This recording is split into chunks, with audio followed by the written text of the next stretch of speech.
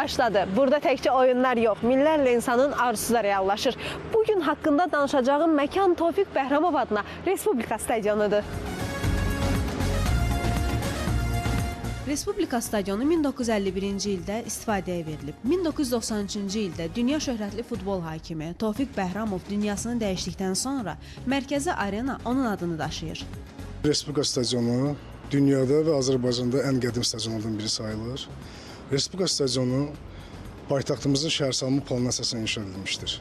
1939-cu ildə tikintisinə başlanılsa da, Respublika stadionunun tikintisi Böyük Vətən müharibəsində dayandırılmış və 12 il fasilədən sonra inşası bitmişdir. 1961-ci ildə 16 sentyabr stadion fəaliyyətə başladı və oyun günü Bakının Neftçenik Baku və Litvanın Vilnius Baku komandaları qarşılaşmışdır.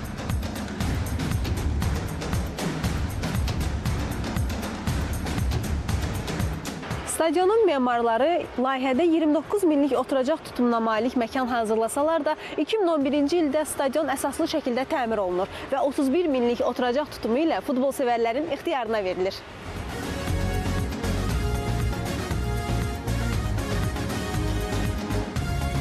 Bəhramov adlı stadion Azərbaycan futbolunun beşiyidir, ümumiyyətlə tarixidir. Azərbaycan futbolunu deyəndə ilk növbədə bir stadionumuz olub. Deyək ki, bizim güclər dəstəsində komandamız vardı, Neftçi, hər oyun orada keçirdi və axır vaxtlar, əvvəl vaxtları bütün millinin oyunları orada olurdu və millidə də mən orada oyun oynamışam. Türkiyəyə qarşı oynamışam və ümumiyyətlə həm də məşqçi kimi, həm futbolçu kimi, həm də məşqçi kimi o stadionda olmuşam. O stadionun vahiməsi böyükdür, həqiqətən elə bir doğmalıq var, özünü tam evindəki kimi hiss edirsən, ona görə stadionun bu gün də indiki durumu mənə gəlsə çox gözəldir əvvəlkiyə nisbətən.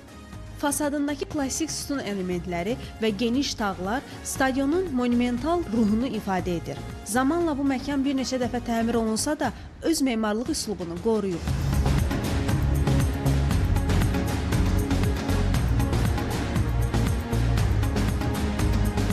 Tofiq Bəhramov stadionu Azərbaycan idmanının, memarlığının simvoludur. Bu tikili yaşadıkça tarixdə yaşayacaq. Jalə Rızayeva, Əmrah Mərdanov, Telesəhər.